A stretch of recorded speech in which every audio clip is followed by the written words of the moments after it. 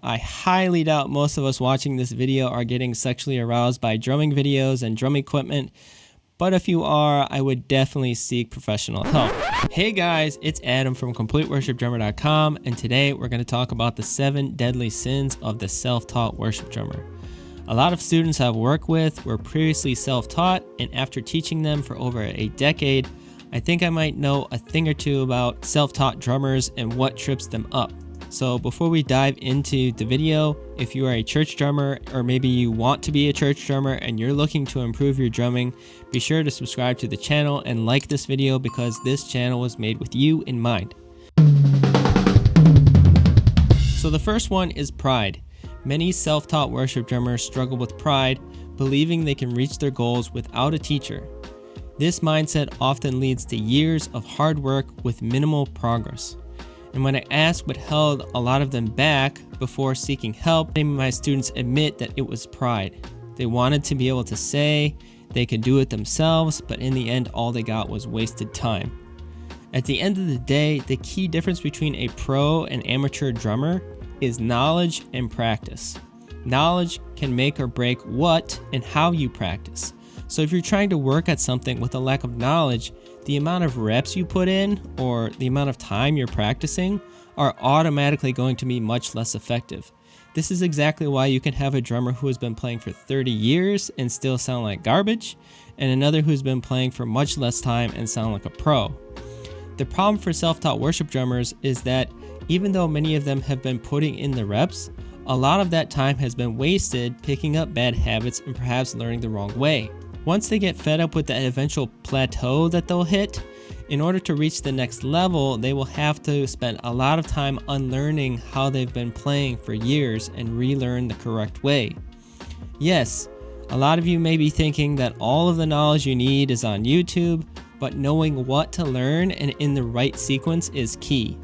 Many self-taught drummers get pulled in different directions, which can drastically stall their progress. Plus, YouTube videos don't provide real-time feedback, so it's easy to develop bad habits without even knowing it. Okay, so this next one is greed. This one is simply focusing too much on drum gear and your setup. Some people call it gas, gear acquisition syndrome, and some people call it gear fever. Whatever you call it, this can be a major distraction to actually putting in the work to improving your skills.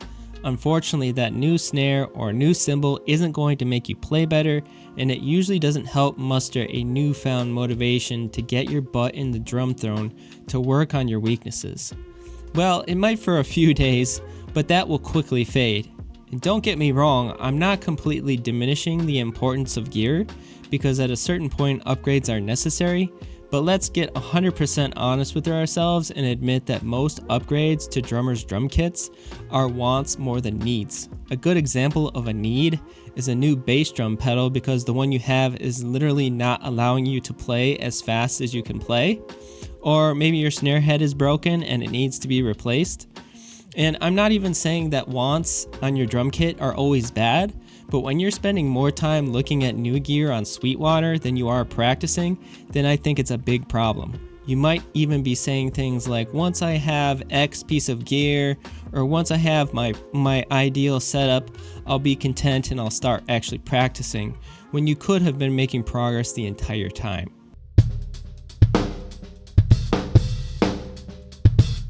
Okay, so the next one is wrath, and that comes in the form of frustration or impatience when you're practicing something and you give up too easily. Learning the drums is simply difficult. If it was easy, everybody would do it. It requires a lot of discipline, patience, and persistence. And a lot of times when you're getting frustrated, it's because you're not being patient enough with yourself. You're demanding new neural pathways to be developed in order to play that new groove, fill, or song. And this is why I think drummers don't often practice their weaknesses and they just play what they're comfortable with on the drums.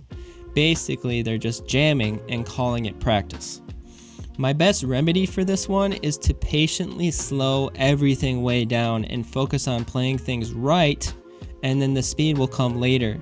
Far too often I see drummers trying to play new things that they've never played before at the tempo they're hearing it. but that's too demanding even for the most professional drummers. So you have to slow things way down and focus on correct repetitions with good timing, and I promise the speed will come. By the way, if you guys are getting a lot of value out of this video, and perhaps I've even called out some of your challenges in this video, I do want to let you know I do provide one-on-one coaching to take all of the guesswork on what you need to become the drummer you want to be. Being that I'm a worship drummer focused, I help my students with the ability to learn full sets in a very short period of time and play them more accurately without having to listen to songs on repeat, look up covers on YouTube, or even mess around with tedious sheet music just to feel prepared for Sunday. We played Gratitude, probably put in half the time I normally put into learning the song. For my more advanced students who don't struggle with songs, I focus them on creativity and developing their own style on the drums. And if you're interested in learning more, I have another 12-minute training that I put together to pull back the curtain on how I teach. So if you are interested in that, please check the link in the description. Anyways, let's move on to the next deadly sin, which is gluttony. Gluttony is when you're just watching too many drumming videos and you're being far too caught up on with what other drummers are doing. If you're spending more time watching drumming videos and being entertained by other drummers than you are practicing, then I think there's an imbalance that needs to be addressed. Don't get me wrong, outside influences to inspire us and propel us into action is a good thing, but ideally we should seek to be intrinsically motivated. People who are externally motivated tend to lose momentum as soon as that external motivation is not there anymore. But those who are intrinsically motivated will keep at it no matter what because it comes from within. Here's a quote that commonly gets thrown around and attributed to different kinds of people. You never know with the internet these days, but I think this quote rings true. We are not the highest version of ourselves which we can imagine. We are the lowest version of ourselves which we can accept. So if you want to become a better drummer, you need to make it an uncompromising part of your character of who you are in your mind. Okay, so the next one is envy and lust. So I put envy and lust together. Even though lust tends to be sexual in nature, I highly doubt most of us watching this video are getting sexually aroused by drumming videos and drum equipment. But if you are, I would definitely seek professional help. Stop it. Get some help. Either way, both of these deadly sins are a form of comparison. And I tell my students often that comparison is the killer of joy. And if you are watching your favorite drummers and letting it discourage you because you realize how far you have to go, then this is a huge problem. Envy specifically can be very closely related to greed because we are constantly comparing what we don't have instead of focusing on what we do have and taking action to change our situation if we aren't happy with it. So it also overlaps with spending too much time on or looking at or even buying too much drum gear like I was talking about earlier.